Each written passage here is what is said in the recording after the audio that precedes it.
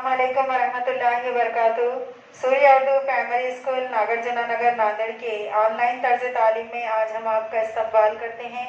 جماعت ششم، مضمون تاریخ شہریت میں آج ہم سبق نمبر 3 دیہی مقامی انتظامی ادارے، اس سبق کو آج پڑھیں گے۔ جماعت ششم کے پیارے طلباء و طالبات، آج ہم شہریت کا سبق نمبر 3 دیہی مقامی انتظامی ادارے، اس کے بارے میں پڑھیں گے۔ اس کے 3 پوائنٹ یہاں پر دکھائے گئے ہیں۔ 3.1 گرام پنچایت، 3.2 پنچایت سمیتی، 3.3 ضلع پریشد۔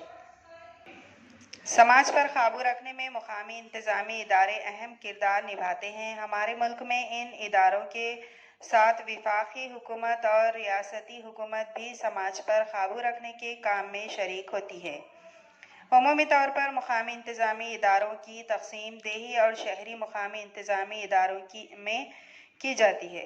اس سبق میں ہم دیہی علاقے کے مقامی انتظامی اداروں کے بارے میں معلومات حاصل کریں گے۔ گرام پنچایت، پنچایت سمیتی اور ضلع پریشد، ان دیہی مقامی انتظامی اداروں کو مجموعی طور پر پنچایتی راج ادارے کہا جاتا ہے۔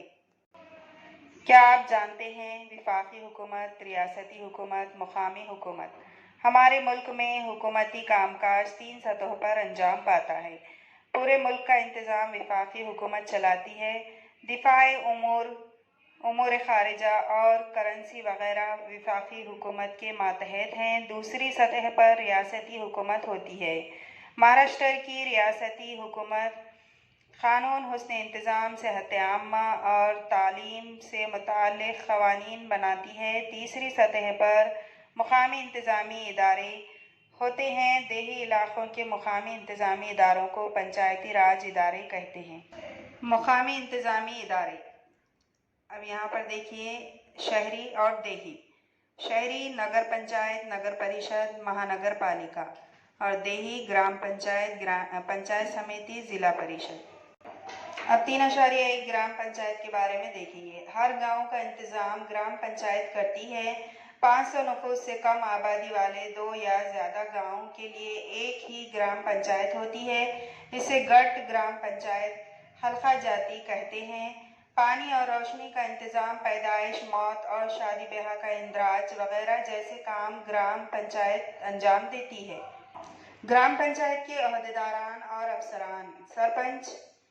گرام پنچایت کے انتخابات ہر 5 سال کے وقفے سے ہوتے ہیں۔ منتخب اراکین اپنے میں سے ایک کو سرپنچ اور ایک کو نائب سرپنچ کے طور پر چنتے ہیں۔ گرام پنچایت کے اجلاس سرپنچ کی صدارت میں ہوتے ہیں۔ گاؤں کی ترقی کے منصوبوں کو پورا کرنا سرپنچ کی ذمہ داری ہوتی ہے۔ اگر سرپنچ کا کام اطمینان بخش نہ ہو تو اراکین اس کے خلاف عدم اعتماد کی تجویز پیش کر سکتے ہیں۔ سرپنچ کی عدم موجودگی میں گرام پنچایت کے کام کاج نائب سرپنچ انجام دیتا ہے۔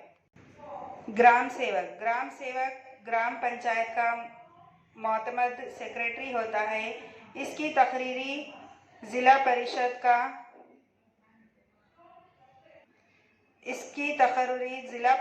کا افسر اعلیٰ کرتا ہے۔ گرام پنچایت کے روزمرہ کے کام کاج کی نگرانی کرنا اور گاؤں کے لوگوں کو ترقیاتی منصوبوں وغیرہ کی معلومات فراہم کرنا گرام سیوک کی ذمہ داری ہوتی ہے۔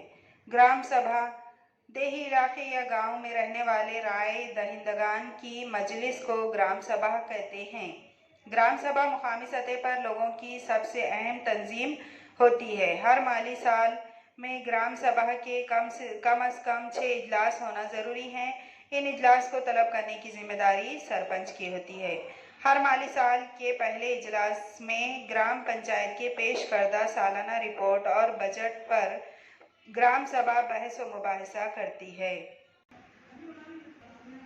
گرام سبھا کی تجاویز سے گرام پنچایت کو مطلع کیا جاتا ہے۔ گرام پنچایت کے ترقیاتی منصوبوں کو گرام سبھا منظوری دیتی ہے۔ اس بات کو طے کرنے کا اختیار گرام سبھا کو ہوتا ہے کہ کون شخص حکومت کے منصوبوں سے فائدہ اٹھانے کا اہل ہے۔ گرام سبھا میں خواتین کی شرکت۔ گرام سبھا کے اجلاس سے پہلے گاؤں کی خواتین کے اجلاس ہوتے ہیں۔ ان اجلاس میں خواتین مختلف مسائل پر آزادی کے ساتھ بحث و مباحثہ کرتی ہیں۔ پینے کا پانی، نشہ بندی، معاش، ایندھن اور صحت سے متعلق گرام سبھا میں بڑے جوش و خروش کے ساتھ اپنے خیالات کا اظہار کرتی ہے، ضروری تبدیلیاں لانے کے طریقے بھی سجھاتی ہے۔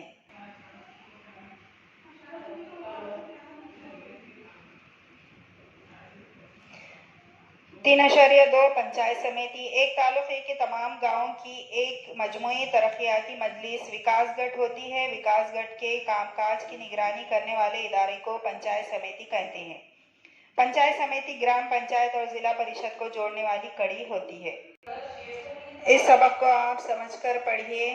ان ویڈیوز کو زیادہ سے زیادہ دیکھیے، لائک کیجیے، شیئر کیجیے اور سبسکرائب کیجیے۔ پھر ملیں گے۔ اللہ حافظ۔